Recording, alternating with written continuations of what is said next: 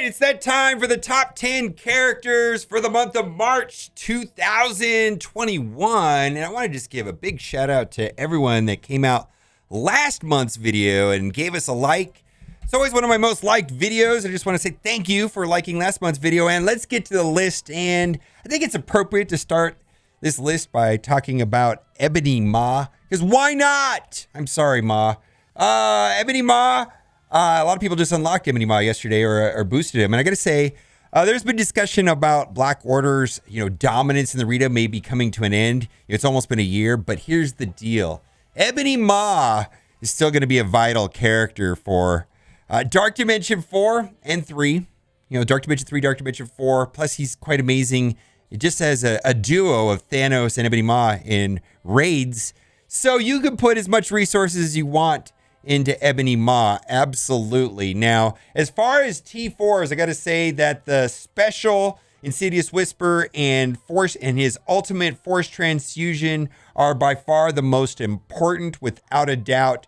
But then I also ended up doing the passive and the basic just because I use him so much. As far as ISO 8, I definitely believe Skirmisher is the best because it gives him increased focus, and then the Skirmisher ability actually will work on both his Insidious Whisper and Force Transfusion. Now, some people do Healer. I'm not a big fan of Healer because Healer only affects active healing. And this particular ability right here is Health Steal, which is not affected by the Healer ISO 8. So I believe that Skirmisher is the correct choice. I'm very happy with Skirmisher on him. Plus, it gives him, at level 5, gives him a 50% extra focus. Again, congratulations. He still makes the list. Absolutely top 10 character. Next, let's talk about Mr. Sinister. Now, Mr. Sinister, I believe, has had a little bit of a resurgence because of Doom and also his important in Dark Dimension 4. I got a tremendous amount of value out of him in Dark Dimension 4. Now, there was a little bit of a worry when ISO 8 came out that Mr. Sinister wasn't going to be as savage as he used to be because his clone doesn't have ISO 8. And there was kind of worried about the clones not getting the full benefit of the ISO 8. But it seems to be a non-event because he's pretty much inflation-proof or future-proof, if you will, because if you think about it, Doom is the next character. There's going to be another character that comes out later that's just as important. Maybe that's Silver Surfer or something like that. And guess what? Mr. Sinister can just clone him, right? It's too good to be true. So absolutely recommend his ultimate and his passive as vital T4s on him, especially the clone one, because then that'll give max T4s on the clone. So the clone will be 7775 if you have that T4. I think that's just a fantastic way of doing it. And this is an important T4 as well. I think he's going to be good for a long time. I love this guy, absolutely. Let's keep going. Baron Zemo. Oh my God. Zemo wrecks nerds for sure.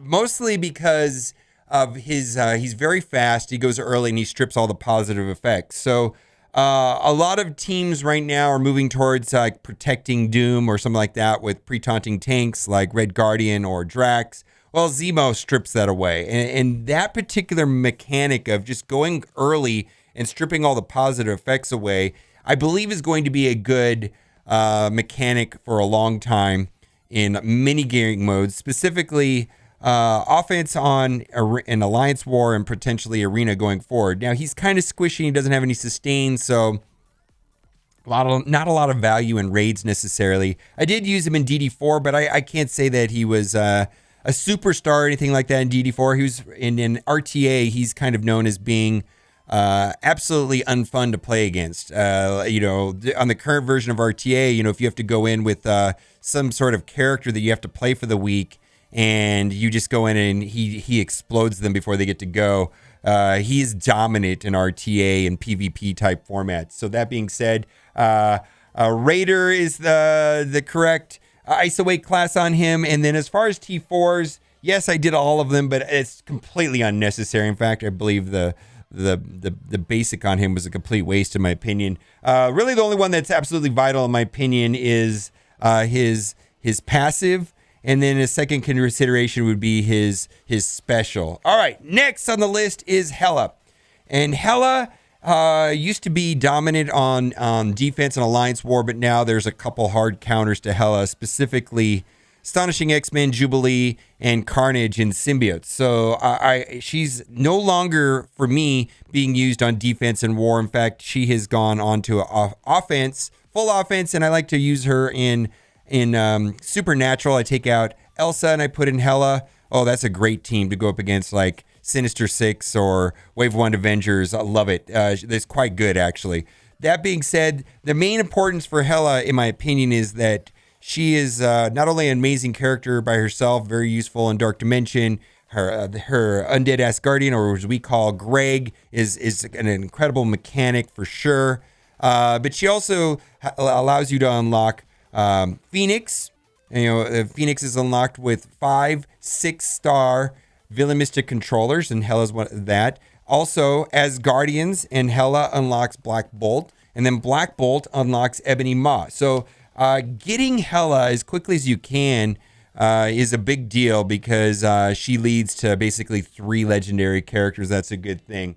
As far as her T4s, yes, I did all of them. I think the 2 most important are going to be her passive and her ultimate. And her ultimate is probably, goes off turn 1. Probably my favorite ultimate in the game. Spreading negative effects, spreading blind, spreading ability block, whatever you can spread is almost crippling. Amazing character. Can't say enough good things about her. And then, of course, as far as ISO 8, again, Raider is the best choice. Let's move on. Next on the list is Phoenix. Phoenix is the queen of Dark Dimension 3.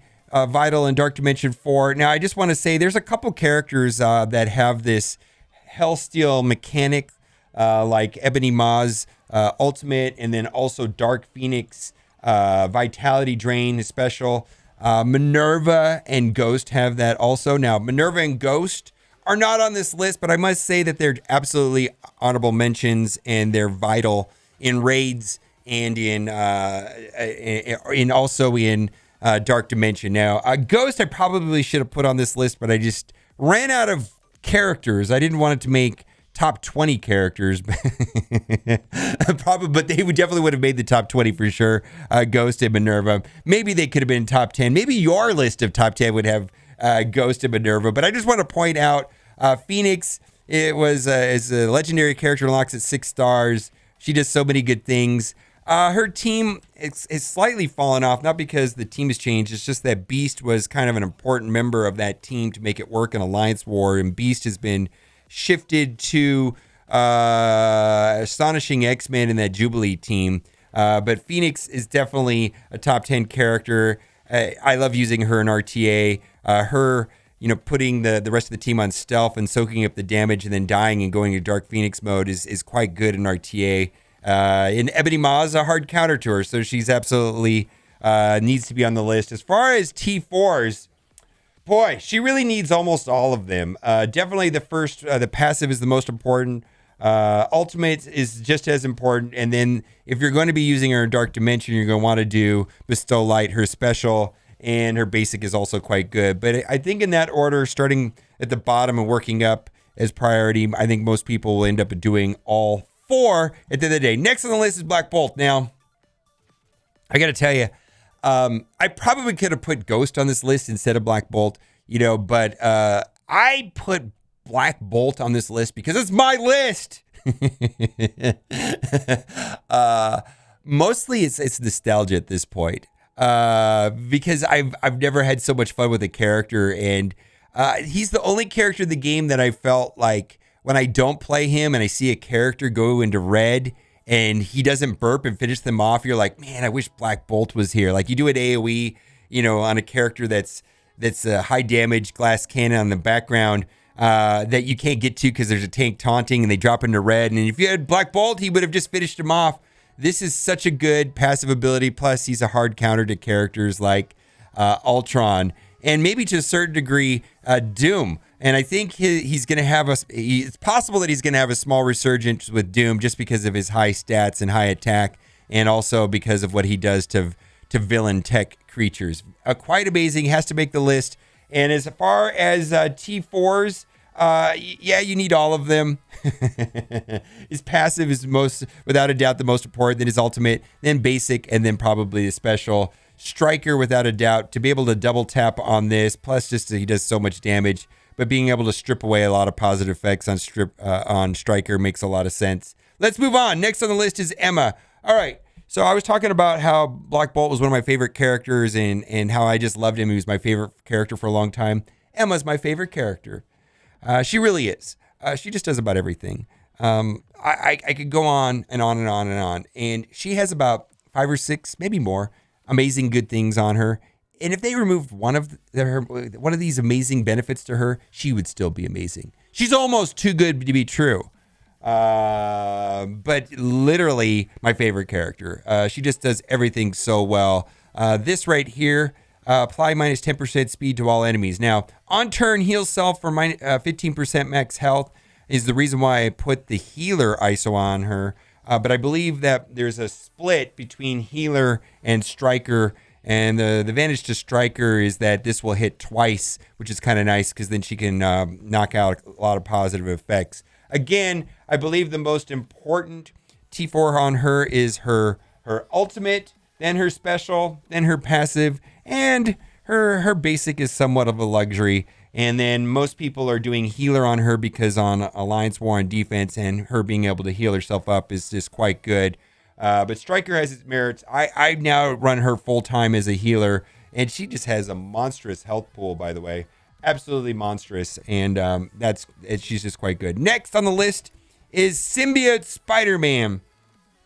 Yeah, I do want to say that there's still a lot of value of symbiotes in raids because the Doom raid separates bio, and I do think that there is the Jubilee and Friends and the Astonishing X-Men, which I didn't put on this list. Probably Bishop should have made this list, but I just ran out of characters to put on this list. But I don't think there's a lot of access to them. But symbiotes are just quite good in Dark Dimension 4 and raids and in the Doom raid. And and Symbiote Spider-Man has to be on the list just because he's the leader of the symbiotes without a doubt. Probably one of my favorite characters. He does so many things right. Absolutely without a doubt. As far as T4's passive, and this is kind of the order that I did it. Passive, ultimate, basic, and then special. And I recently switched him over to Skirmisher only for Dark Dimension 4. I really wanted to land some of those stuns and the defense down for Antivenom to pick up specifically the defense down. And I was running into focus problems in Dark Dimension 4. But that is, he's typically a raider. And most people have him Raider on him. And for me right now, I'm just running him as Skirmisher temporarily. All right, we have 3 more that we got to talk about. And we're going to skip down and we're going to talk about 3 other characters. Now, these other 3 characters, I just want to say there's a lot of characters that I did not put on the list. And I got to mention them. I mentioned a couple right now. Ghost, ZEMO. No, not Ghost. ZEMO is on the list. Ghost, Bishop. Absolutely could be on the list. But we also, I wanted to put Ultron on it. Not because Ultron would necessarily be on this list right now. But first of all, he's very, very, very good. And the value of Ultron when he gets red stars, I believe is going to go through the roof. If you don't believe me, go into balanced PvP. And Ultron is a wrecking army, without a doubt. Because in balanced PvP, there's no red stars, and he suddenly becomes like one of the best characters easily. And he still is one of the best characters in the game, but they mentioned in a blog post a couple of weeks ago that eventually there's going to be red stars on Ultron, and the way that they're going to do that, they suggested is going to be introducing a new currency inside of the basic red star orbs. And so they said it's going to be hard to get, it's going to take a long time, but yeah, I believe Ultron stock went up quite a bit, if you will, because of the availability and the potential of getting red stars on him. As far as T4s, the most important one, without a doubt, is his special, then his ultimate, then his passive, then his basic. You're really going to need all of them, but if you had to start, you start with the special. As far as ISO 8, Striker makes the most sense, and the idea with Striker is that you can definitely clear positive effects and then getting that second attack and getting a kill will extend the villain tech allies, all their positive effects is quite nice, without a doubt. All right, next on this list, we have to talk about LONGSHOT. And I just want to say this about LONGSHOT. I'm hearing from people that have extreme high red stars, like a 7/7 LONGSHOT. They're saying that he's like second best character in the game. That is not my experience right now. I think that LONGSHOT is amazing, and he is easily on this list. But he just seems to be straight up stats and speed and damage. Not a lot of utility, but the idea that his passive, and then with Shatterstar, is that we're going to have Symbiote 2.0. And the rumor is that we're going to be getting more X Factor in the future. And if that's the case, yes, LONGSHOT has to be on this list without a doubt. Just like Symbiote Spider-Man's on this list without a doubt. Very good, but the sustain and the turn meter on the X Factor due to their passive, specifically right here, is they get all of the healing from right here. They get all the speed bar, filling speed bar for self and all X-Force ally on a self or ally crit. That is so much better than Carnage's passive, and part of the reason why symbiotes are so good is because of Carnage passive. This is just superior in a lot of ways. As far as T4s, the no-brainer one is his passive, and the rest of them are somewhat luxury. And both of the X Factors that are currently out, because of the way the passives work with crits, they're auto raiders. There's no other correct one to put on these other than raiders. Now, mostly he makes this list because of his long-term potential and potential for future X-Force. Last on this list, and don't have him unlocked yet, but I think it's no surprise that Dr. Doom, we need to talk about Dr. Doom. A lot of people are saying that Dr. Doom is underwhelming. He is still the best character in the game as far as stats and what he does. The thing is he can be countered. In fact, for me, I actually kind of like the power of Dr. Doom, but yet not broken.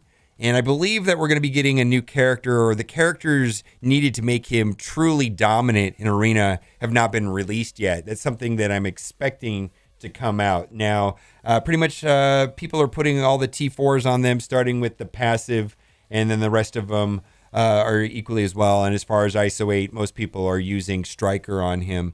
I'm very close to getting him finished. In fact, I have one piece left on Ebony Maw, one piece left on Invisible Woman, and then I should be able to finish Dark Dimension 4, and then make all kinds of videos about this guy and how amazing he is. But like I said, I feel like as far as Arena viability, he's very good. Of course, he wins on offense, but I feel like we're missing one piece. Let's wrap up this video right here. I just want to say there's a lot of other characters that probably could have made the list. You know, Red Guardian, Bishop, maybe Ghost, maybe Minerva. I had to limit it to a certain amount, but there's a lot of other characters that are very good. Who's on your list? Also, Thanos. Thanos could have made this list. I think Thanos. I think Ebony Maw on this list, and then Thanos by proxy, and then also having similar Spider-Man on this list, and then by proxy, you can assume that Anna Venom's quite good. Same thing with Black Bolt. Yo-Yo is very good. But it's a top 10 list. Let me know who's on your list. Put that in the comment section. And as always, thanks for watching and keep on gaming. Bye.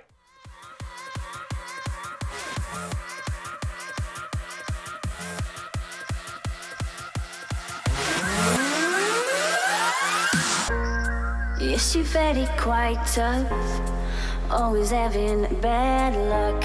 You think you're going crazy.